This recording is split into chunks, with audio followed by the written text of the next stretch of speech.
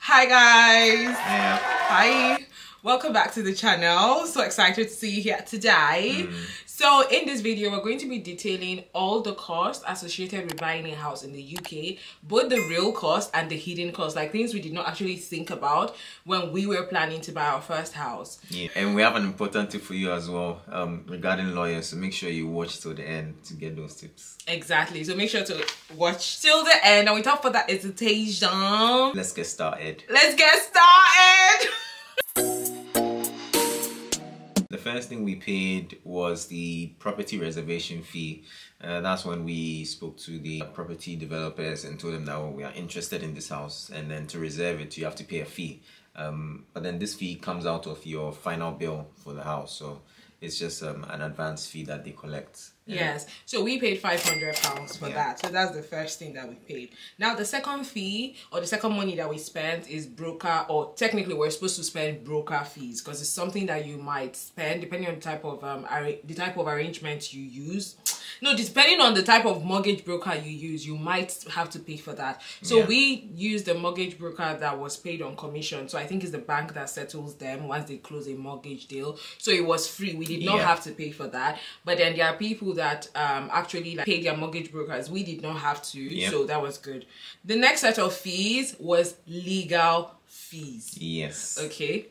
So legal fees, there's a lot that goes into it. They give you a general quote first. Yes. So the first quote that they gave us was about £1,490 for them to help us, arrange our mortgage and deal with everything.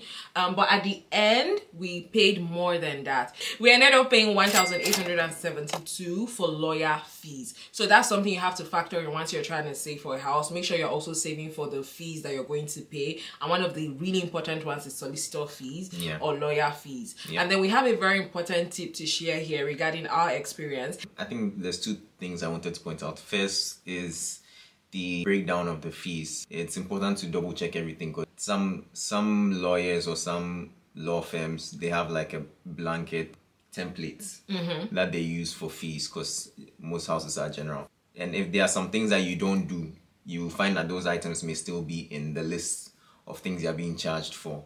So in our case, we had to go back to the lawyer because our fee was higher than it was supposed to be. We had to double check the items on the list. And then we had to ask things like, this thing you listed here, what is it? What is this? One thing I would just want you to take away from this is don't assume that because the solicitor is a solicitor, like you just believe they know what they are doing. To be honest, they don't, like not in all cases. So our lawyer was not the best. Like if I'm to recommend, I would never ever recommend those lawyers. No, they annoyed me because they almost took my money. They almost took my money. Yes. So when it was time to pay the deposit, they sent us an email with the amount, but the amount that they sent us in the email was not the correct amount. So we had to go back to them and say that, is this the correct amount? Because you sent us something different here. And then they corrected themselves and said that, oh, this is actually the correct amount. That was a mistake. Exactly. And I'm like, how do you make a mistake with money? Like you make a mistake. So point is, if you're dealing with a lawyer, just ensure you double check the numbers. Don't just like take whatever they send to you and pay it. And not just me, I've seen some people even on TikTok mention the same thing with lawyers. So it's just worth double checking so you're not overpaying for anything. And anything you don't understand, ask questions. What is this payment for? It's your right to know, okay? The other thing as well is that in the lawyer fees, there are certain things that are covered in that. There's a breakdown. So you see something like land registry fee. So we had to pay in the breakdown, it was £30. So land registry, and I think it's because the new build is not that expensive. We also have to pay for compliance. In the last video, we mentioned that we had money laundry check. So we also had to pay for that. That was in the breakdown. The money laundry check, anti-laundry money check with compliance. It was £200 that we paid for that in the same breakdown of the 1,008 that we paid for the lawyer. So there are different things in that will be broken down to come to that like total amount. So it's just worth checking it and just be sure that everything is correct. So the next fee after that was product fee. Product fee is the amount we pay to the bank for them to arrange the mortgage for us. So depending on the bank you go with, some banks have the product fee, some don't, like depending on the one you pick. So the one we picked we had to pay 999. I was going 1,000 because what's the difference? Yeah. £999 was the product fee that we had to pay. However, we did our own. We had cash back of £250. Yeah. So after we paid everything, when we were done with the mortgage, they sent us back £250. So that's something to factor in. I think when we started saving for a house, we never ever thought we didn't think about product fee. Product fee, so it's a thing you also have to save for, and just save in the range of 1,000 to 1,200 thereabout. Yeah. Of course, almost all of them that we saw were like 999, 800 and something. Is like shy in the hundreds. Yeah. So it's something to have at the back of your mind. Yeah, but they also gave us an option to add the product fee to the no, we didn't do that because that means we'll pay interest on it. So they wanted, if the option was like we don't have to pay the 999 upfront, they can add it to the mortgage. But if they add it to the mortgage, you're gonna pay interest on it. So we're like, nope, we're gonna pay it upfront, please. Let's try and reduce that mortgage money that we're owing. Yeah, the cashback from the product fee, it was sent to the lawyers. Another thing. See, I want to stand up. It was sent to the lawyers. I want to stand up. These lawyers that we did this thing with, guy, they almost ran us streets. The cashback for the product was sent to the lawyers, and they were supposed to send it to us, but they didn't send it to us. So we had to check with the mortgage broker what was happening. So I called him and I was like, we haven't received cashbacks. Like, what's going on? And then he was like, oh, check with your lawyers. Sometimes they don't pay it. So we checked with the lawyers. I called the lawyers. And like, oh yeah, everything's been paid. Like they've paid us the money already. Exactly. I was like, no. I was like, no, you've not paid anything. Check and let us know. And then they checked and they were like, oh, that's actually right. So we've not paid anything. So they had to send us the money, and then See, just shine your eyes. What I'm saying, shine your eyes. If you're dealing with a solicitor, please, from my experience, bro, double check everything. Don't just assume that because they are lawyers, they are doing the legal thing or the right thing. It's not like that. Or they won't miss stuff. Yeah. I think one thing to say before we proceed is not to just assume everybody understands. Something I didn't want to mention initially was the deposit. I mean, the fees we're talking about here, all the other things you should have or you should bear in mind, you should have at the back of your mind aside the deposit. So before you buy a house, you must have deposit for that house. So that you have 5% of the total price of the house, 10%, 15%, 20%. If you have 100, God has done it for you.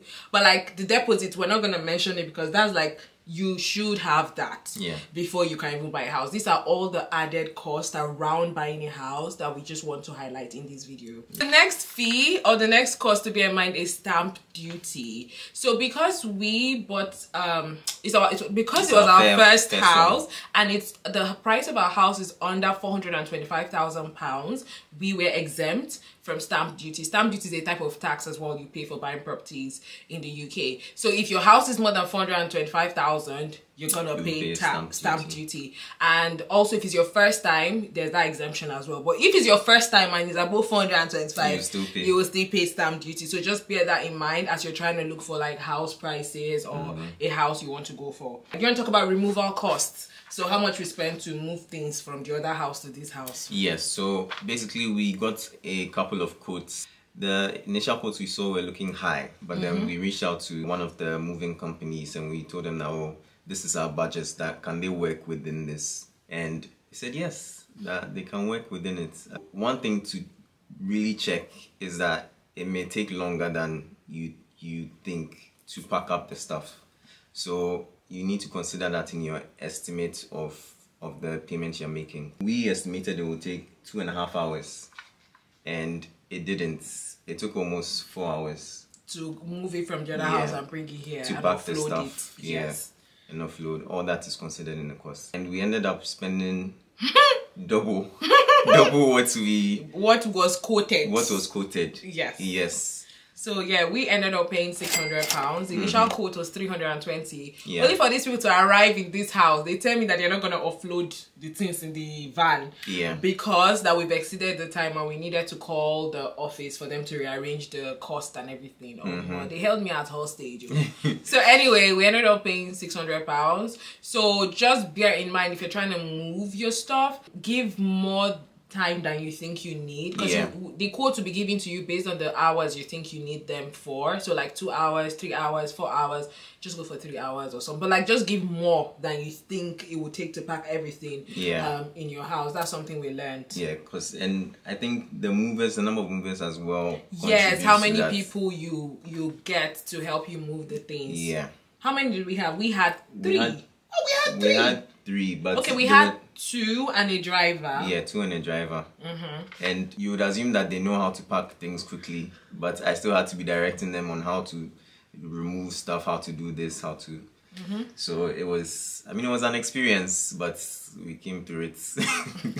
The next expense that comes with buying a house or getting a mortgage is home insurance. Yeah. So for the bank to give you a loan, you're going to take out insurance for that house. So what it means is, because they are taking such a huge risk with you by giving you that high amount of loan, they want to be sure that this house is covered or your house is covered. Yeah. So if anything happens to your house, they can get money to rebuild that house. So you have to get home insurance. It's usually a requirement across board with mortgage providers that you have home insurance by the time you move into the house. Yeah. So we had to set up home insurance, but we also added contents. So contents means that is for us. It was not required. We just added content. Yeah. Content is for the things in the house to protect it from wear and tear, theft, and all of that. Wear and tear is not part. Oh, wear and tear is not part. No, Jesus. it's damage. Okay, accidental damage is covered, not wear and tear. Sorry. Okay, so we paid £19. We paid £19 for that our home insurance, home and contents insurance. So it's something as well to factor in that this will be an ongoing new cost, monthly cost that you have to factor in. Yeah. Right. The next expense. Do you want to talk about life insurance? Yes. Is that part of? It's part of it, because life insurance is not a requirement by the mortgage providers, but is worth having for yourself. Yeah. So life insurance means you protect each of your lives, because both of you have such a huge debt, right? If God forbid anything happens to anybody, maybe your partner, maybe someone's partner dies or gets in an accident, whatever, and somebody dies, so that the burden of paying off that loan is not on one person, because 2 people took out, for example, me and Justin took out the loan. Yeah. But if anything happens to anybody, it shouldn't just be so heavy on one person to clear out that debt. So life insurance, there's the option of mortgage cover, meaning like you want to cover your life for the duration of your mortgage. Yeah. So meaning if anything happens to anybody's life, the insurance company will pay out the mortgage. Whatever is left on the mortgage, the insurance company will clear it so that the person that is alive can breathe. Yeah. Okay, so it's worth looking into that. It's not a requirement, but it's something that if you ask people that have mortgage, everybody shall get them. Like, it's something you need to have. So the average price from quotes we have seen as well is like £60 to £90. Obviously, your lifestyle affects how much you'll be paying. If you're a smoker, it goes your up. premium is gonna be up there. If you don't exercise, so many things, if you have like underlying health issues, so many things will come into play to determine your premium. So it's worth just having that back of your mind. Right. Do you want to talk about the other thing, the first payment as well? Okay, so the first payment is determined by the bank, how much you pay for the first mortgage. Sometimes it may be different from the monthly mortgage amount. Yeah, it's usually higher. Yeah, it could be, yes. So the first mortgage repayment, that's once you've moved into your house, you must not even move into your house. Once you shall start counting. Yes. The first time you're supposed to pay, it might be higher than every other subsequent one. Yes, so you just need to plan for that. So once you know how much you're paying monthly, they'll give you an estimate. They'll give you a breakdown of what you might pay for the first month. Exactly. And ours was lower than what they estimated. Yeah, so they estimated a higher amount, and when we saw it, we're like, Jesus, we have to save for this. But when we eventually moved in, it was now like lower than what they had projected would be the first payment. Yeah. So it's just as you are saving. Also remember that the first month you move in, you're gonna pay, and it might be higher than the regular repayments on your mortgage. Okay, so the last and the final expense to bear in mind is home decoration. Look at his face. Home decoration, my dear, because it's a new blank canvas. So You see, he don't talk, but I can talk. So something to bear in mind is obviously, when you move into a new house, you want to get like TV, you know, you want to get like new curtains because it doesn't fit the other aesthetic. You want to get like sofa, you want to get like new cutlery. So it's just what budgeting, because trust me, a new build can feel very empty. Like it can lack character. It can lack character and can lack that like. Stop making me laugh. I've not said anything. It can lack. Okay. It can lack that like human touch. You know, you want to put your stamp on the house. So it's something just is what like having that back of your mind that you might need to save for that. Or if you don't save for that, no, you should just save for it.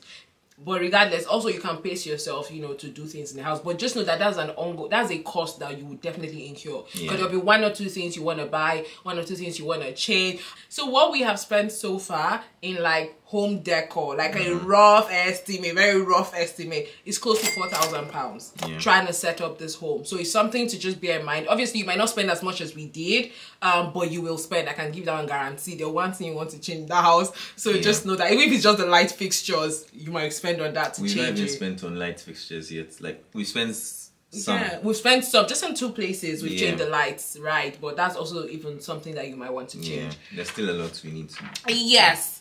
Okay guys, so we have come to the end of this video. In a separate video, I'm going to detail how we saved up to buy our first home, and also how we got like almost £20,000 worth of free stuff and also free money. We got free money towards our house deposit, and that made a huge difference for us. So I'm gonna I'm gonna detail that in another video. So I really hope this helped. Yeah, nothing to say. Those are the costs associated, so just be mindful, and yeah, hope this helps someone in your planning. Okay, alright guys, till next time. Thank you so much for watching. Thank you for watching. Like, comment, subscribe. Okay, bye.